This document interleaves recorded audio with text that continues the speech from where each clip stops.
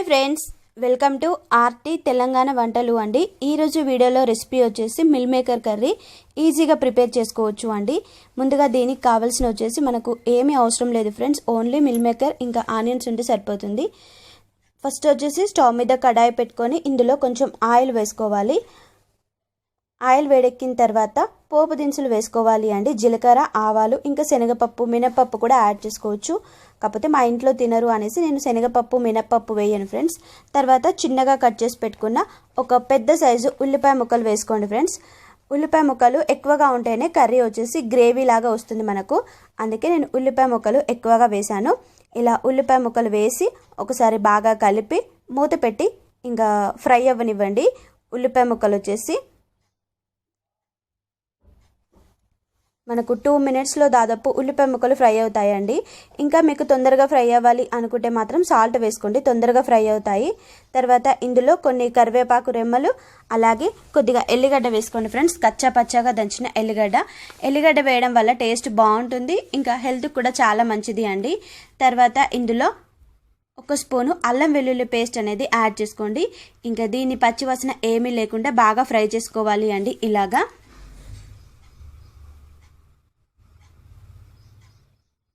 ఇలా ఫ్రై చేసుకున్న తర్వాత ఇందులో వచ్చేసి కొంచెం పసుపు వేసుకోండి, కర్రీకి సరిపడా. ఈ రెసిపీ కూడా నన్ను కమెంట్స్లో అడిగిన రెసిపీ అండి. చాలా రోజుల క్రితం అడిగారు నన్ను, ఇంకా ఇప్పుడు షేర్ చేస్తున్నాను, ఏమీ అనుకోకండి సిస్టర్, ఓకేనా. తర్వాత ఇందులో 1 కప్పు మిల్ మేకర్ తీసుకోండి ఫ్రెండ్స్. నేను వచ్చేసి 1.5 కప్పుల మిల్ మేకర్ తీసుకున్నాను. అది కూడా చిన్న మిల్ మేకర్ తీసుకున్నాను అండి, పెద్దది కాదు. దీన్నే సోయా బీన్స్ అని కూడా అంటారు. మిల్ మేకర్నే ఒక్కొక్కరు ఒక్కొక్క రకంగా పిలుస్తారండి. కాకపోతే మిల్ మేకర్ చాలా చాలా మంచిది అండి హెల్త్ కూడా. ఇందులో పోషక విలువలు కూడా చాలా ఎక్కువగా ఉంటాయి. ఇంకా సోయా బీన్స్ వేసుకున్న తర్వాత కొద్దిసేపు ఫ్రై అవ్వనివ్వాలి. ఇలా ఫ్రై అయిన తర్వాత ఇందులో సరిపడా కారప్పొడి వేసుకోవాలి అండి. తర్వాత ఉప్పు వేసుకోవాలి. ఇంకా meal maker masala curry, meal maker biryani ఎలా చేస్తారు అనేది మీకు నేను త్వరలోనే షేర్ చేస్తాను. ఇప్పుడైతే సింపుల్గా మనం మిల్ మేకర్ కర్రీ టేస్టీగా తినాలి అనిపిస్తే మాత్రం ఇట్లా ట్రై చేయండి ఫ్రెండ్స్, చాలా ఈజీగా చేసుకోవచ్చు. ఇందులో కొంచెం జీలకర్ర ధనియాల పొడి వేసుకోండి, టేస్ట్ బాగుంటుంది.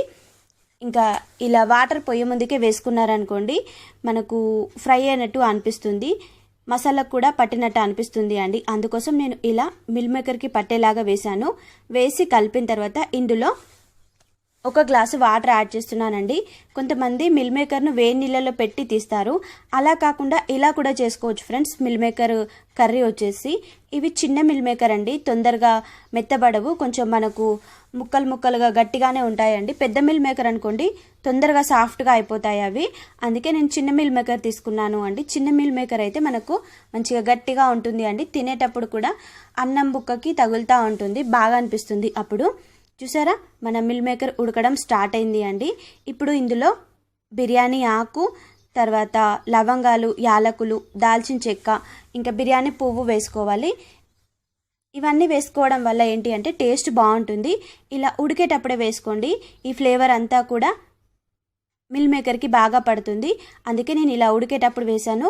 ఇంకా మీరు కావాలి అంటే గరం మసాలా కూడా యాడ్ చేసుకోవచ్చు వీటన్నిటికీ బదులుగా, కాకపోతే నేను ఇలానే వేసాను అండి. ఇలా వేసిన తర్వాత ఒకసారి బాగా కలిపి ఉడకనిచ్చాను. చూసారా friends, mill maker curry almost ready అయిపోయింది. కొద్దిగా ఆయిల్ మనకు పైనకు పేరుతా ఉంది కదా అండి, ఇలా పేరుతా ఉంటేనే తెలుస్తుంది అండి మిల్ మేకర్ కర్రీ రెడీ అవుతుంది అనేసి. మిల్ మేకర్ అంతా కూడా పైకి వచ్చింది, చూసారా. కర్రీ వచ్చేసి మనకు దగ్గరికి వచ్చేసింది, గ్రేవీ లాగా రెడీ అయిపోయింది అండి. ఇది సింపుల్గా మనకు ఎప్పుడైనా ఏమైనా కర్రీస్ చేసుకోవాలి 5 minutesలో అంటే మాత్రం ఇట్లాంటి మిల్ మేకర్ కర్రీ చేసుకోండి, చాలామంది తినడానికి ఇష్టపడతారు. ఇది అన్నంలోకే కాకుండా చపాతీలో కూడా సూపర్గా ఉంటుంది అండి. ఇంకా ఉప్పు కారం నేను టేస్ట్ చూసాను, సూపర్గా కుదిరింది అండి. లాస్ట్లో కొంచెం కొత్తిమీర వేసాను. ఇంకా ఇలా కొత్తిమీర వేసి కలుపుకుంటే మన మిల్ మేకర్ కర్రీ రెడీ అయిపోతుంది. సోయా కర్రీ అని కూడా అంటారు దీన్నే. ఇప్పుడు స్టవ్ ఆఫ్ చేసి ఇంకా మూత పెట్టుకొని మనం రైస్లోకి కానీ, రోటీలో కానీ, పూరీలో కానీ దేంట్లోకైనా సర్వ్ చేసుకోవచ్చు అండి. ఇది ఎందులోకైనా బాగుంటుంది. నేను ఈరోజు ఆఫ్టర్నూన్ లంచ్లోకి సర్వ్ చేశాను. మిల్ మేకర్ చూడండి ఫ్రెండ్స్ ఎంత మంచిగా ఉందో. మరీ మెత్తగా కాకుండా మరీ గట్టిగా కాకుండా ఉండి నార్మల్గా ఇలా ఉడికించుకుంటే సరిపోతుంది అండి.